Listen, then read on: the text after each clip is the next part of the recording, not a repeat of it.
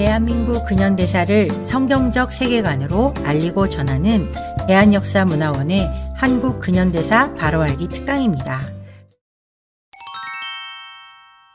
우리가 지난 시간에 역사를 배우는 관점, 그리고 역사를 배우는 목적에 대해서 공부하면서 흑암의 땅 조선에 드리워졌던 조선 백성의 짊어진 멍에에 대해서 공부를 했었습니다. 조선 백성이 짊어진 종의 멍에는 왕정제도를 비롯해서 신분제도, 우상숭배, 음란과 여성천대, 또 질병과 가난, 부지와 문맹 등 여러 가지 조건들이 조선 백성들을 힘겹게 만들고 그들의 자유를 앗아가고 있었죠. 그래서 우리가 지난 시간 왕정제도가 얼마나 조선의 백성들을 피폐하게 만들었는지 고종이라는 왕을 통해서 그 시대에 조선 백성에게 짊어졌던 멍에들에 대해서 나누어 보았습니다. 오늘은 그 나머지 신분제도, 우상숭배, 또 음란과 여성천대, 또 질병과 가난 이런 것들이 어떻게 조선의 백성들을 힘들게 했었는지 우리가 그것들을 살펴보도록 하겠습니다. 조선의 백성들이 짊어진 종의 멍에 중에 하나가 바로 무엇이었냐? 신분제도였죠. 자유와 평등한 기회가 없었던 나라 조선이었습니다. 지금 우리가 살고 있는 대한민국은 각 개인의 자유가 보장되고 무엇이든지 자기가 원하는 것에 대한 기회가 평등하게 보장되는 나라, 그것이 바로 대한민국입니다. 그러나 조선은 그렇지 못했죠. 바로 신분제도 때문이었어요. 신분은 태어날 때부터 주어지는 것이기 때문에 그들 스스로 어떻게 바꿀 수도 없는 상황이었던 거죠. 조선의 신분 구조를 한번 살펴보도록 하겠습니다. 40%가 되는 천민, 평민이라고 불리우는 상민이 40%, 그리고 그 위에 중인, 또 양반, 왕으로 이렇게 구성이 되어 있었죠. 대부분의 국민들, 그러니까 백성들은 상민이나 천민에 속해 있었고 일부의 양반들에 의해서 나머지 계층이 다 통치를 받는 시스템이 바로 조선의 신분 구조였어요. 경국대전에 나와 있는 법에 따른 구조로 우리가 보자면 양천제라고 불리우는 이 구조에는 양인과 천민 이 두 가지로밖에 나누어지지 않았지만 실제 조선에서 이루어지고 있는 이 통용되는 신분 구조는 반상제였습니다. 이렇게 철저한 신분의 계급에 따라서 반상의 구분이 완벽했던 나라, 그게 바로 조선이었고 양반을 제외한 나머지는 자신의 권리를 주장하지 못하는 게 바로 조선의 시대였던 거죠. 양반은 조선 인구의 사실 10%밖에 되지 않았죠. 그들은 유교를 숭배하고 주자성리학을 신봉하는 사람들이었어요. 그냥 주자성리학이라고 하면 이 중국에서 내려오는 그 명나라 때부터 계속해서 이어져 있는 이 유교와 주자성리학을 바탕으로 하면서 그것들이 자신의 삶의 가장 큰 목적이자 삶의 기준이 되었던 사람들이 바로 양반이었죠. 그래서 그들은 관혼상제의 번거로운 규칙과 까다로운 예절을 지나치게 중요하게 생각하고 목숨보다 체면을 더 중요하게 생각했던 사람들이 바로 조선의 양반들이었어요. 관혼상제라고 하는 것은 성년식, 그다음에 혼인, 그리고 제사, 또 그다음에 장례 이런 것들을 의미하는 건데요. 이것을 위해서 온 집안의 재산을 다 동원해서 누구보다도 더 의리의리하게 이런 행사들을 치러내려고 했던 게 바로 조선의 양반이었죠. 사실 어찌 보면 이 조선 양반들이 가지고 있던 이런 체면 문화, 그것이 아직까지도 지금 대한민국 가운데 남아있다는 것이 안타깝게 느껴지죠. 또한 그들은 산홍공상이라고 하는 아주 형편없는 생각을 가지고 있었어요. 글을 읽는 선비가 최고의 높은 지위를 차지하고 그 다음에 농민, 공업, 상업 순으로, 그러니까 장사를 하는 사람들, 그런 지금으로 말하면 기업을 하는 사람들은 아주 천대를 받았던 게 조선시대였다는 거예요. 그러니까 공업과 상업이 발전하지 못하니까 나라가 발전을 할 수 없게 만들었던 거죠. 양반들의 이런 의식구조 때문에 조선은 가난해서 벗어나기가 힘든 구조가 될 수밖에 없었죠. 신분을 지나치게 강조하는 거예요. 그러니까 똑똑한 사람도 신분 때문에 그 어떤 것도 뛰어넘을 수 없는 그런 상황이 바로 조선시대였던 거죠. 항공업을 천시함으로 말미암아서 기술력이 발전하지 못하고 경쟁을 할 수가 없고 그러다 보니 나라는 점점점 쇠락할 수밖에 없었던 거죠. 더군다나 우리에게는 한글이라고 하는 아주 훌륭한 문자를 가지고 있었음에도 불구하고 한문을 중시하게 됐던 거죠. 경전의 교훈을 무조건적으로 수용하고 맹목적으로 고수하는, 진짜 그 삶을 살아내지도 못하면서 말로만 맹자왈 공자왈을 했던 사람들, 그리고 쉬운 한글을 놔두고 어려운 한문을 사용하는 그런 바보 같은 인생이 바로 조선의 양반이었던 거죠. 그들이 그렇게 했던 이유 중에 하나는 백성들이 글을 몰라야 자신들이 권력을 가지기 때문인 거예요. 그러니까 백성들이 무식해야 양반의 말을 듣게 되고 자신의 권리를 펼쳐 주장할 수 없게 되기 때문에 그러는 거죠. 만약에 모든 문서들이 다 한글로 기록이 되어 있다면 누구나 공부를 하고 누구나 지식들을 습득하기 때문에 양반의 말을 듣지 않을 게 뻔했기 때문에 이들은 이런 얕은 수를 써가면서 자신들의 권력을 유지하려고 했던 거죠. 19세기 후반에 양반들은 맹목적인 사대주의를 신봉했어요. 그래서 사실 이미 망하고 없는 명나라 황제를 숭배하는 만동묘라는 걸 만들어가지고 거기서 죽은 명나라 황제들을 숭배하는 그런 제사를 지냈던 게 조선의 양반들이었죠. 그런 이유로 왕의 왕권은 점점점 쇠락해가고 그냥 왕은 허수아비처럼 세워질 때가 훨씬 더 많았던 거예요. 더군다나 지금으로 말하면 정당이라고 이제 보면 되는 노론, 소론, 남인 이제 그런 여러 가지가 있었는데 노론이 그 조선 후기에 모든 정치 권력을 장악하고 있었던 집단이 바로 노론이었어요. 자신들이 권력으로 똘똘똘 뭉친 아주 이기적인 집단이 바로 노론이었죠.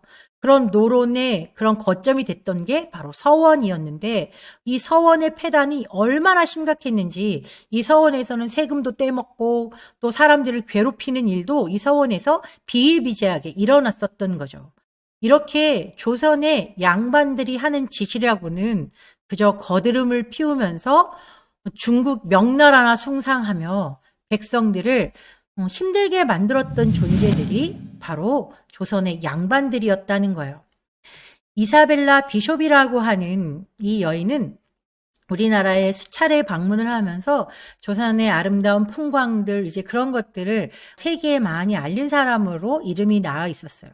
그러나 이렇게 조선을 아름답게 보고 있던 그녀의 눈에 아주 눈의 가시처럼 보였던 대상이 있었어요.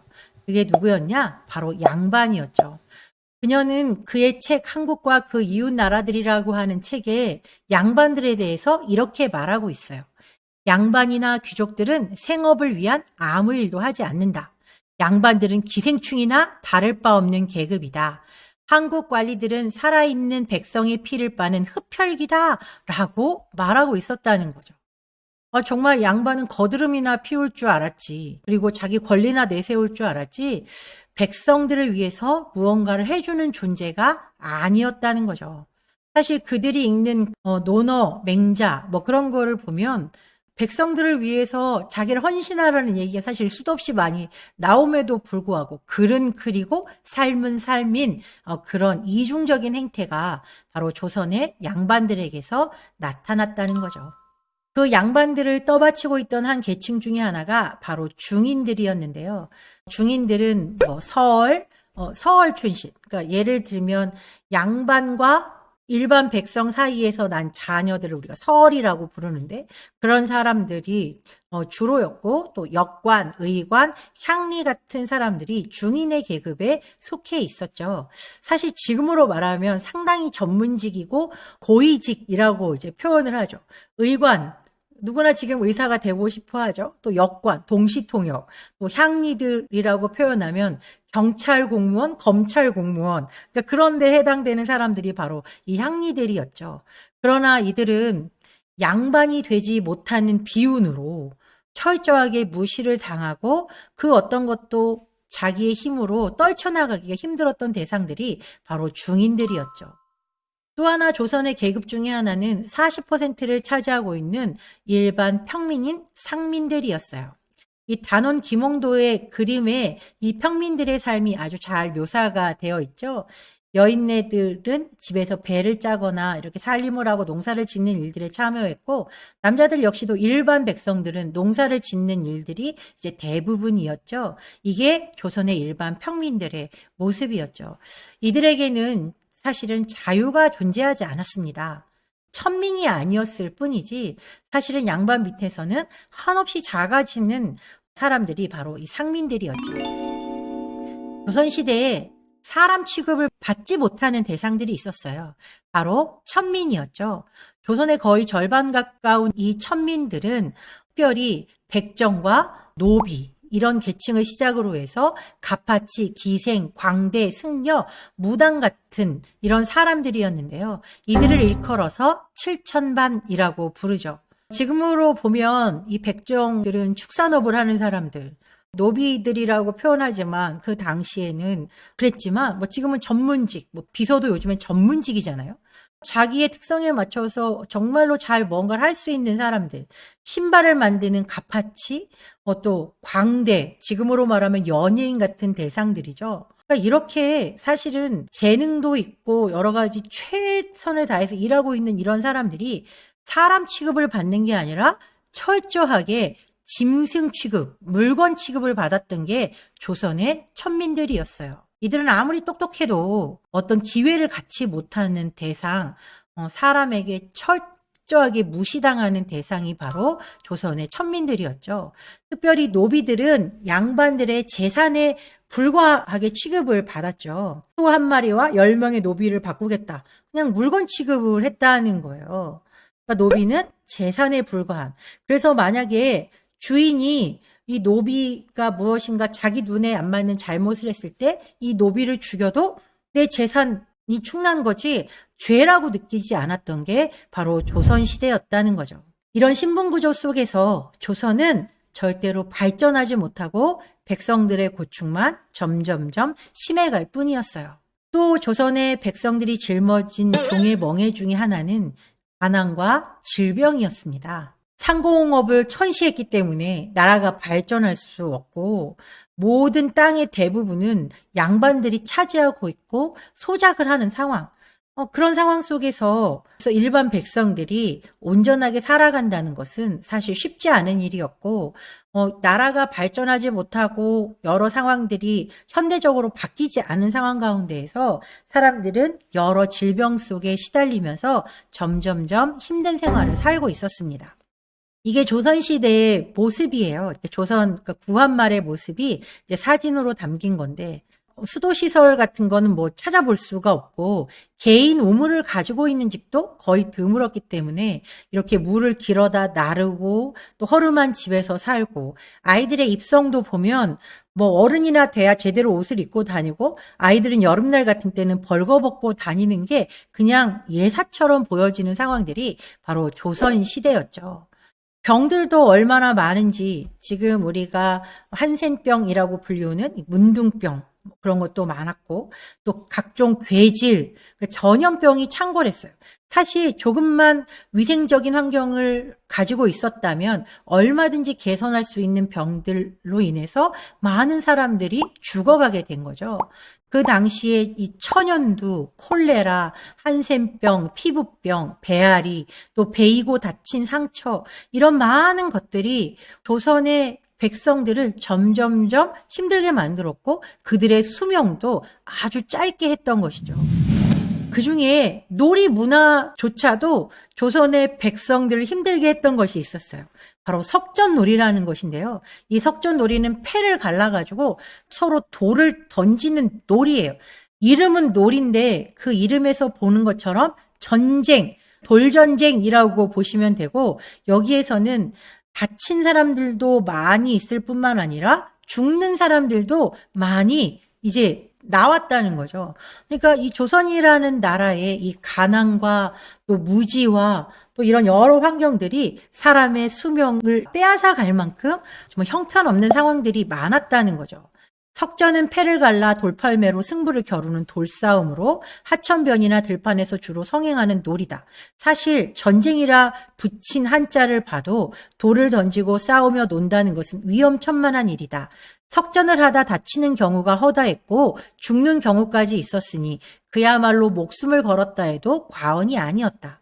게다가 치열하게 석전을 치른 이후 승패가 갈리면 죽거나 다쳐도 그 책임을 묻지 않았다 하니 요즘 세상에는 있을 수 없는 놀이다.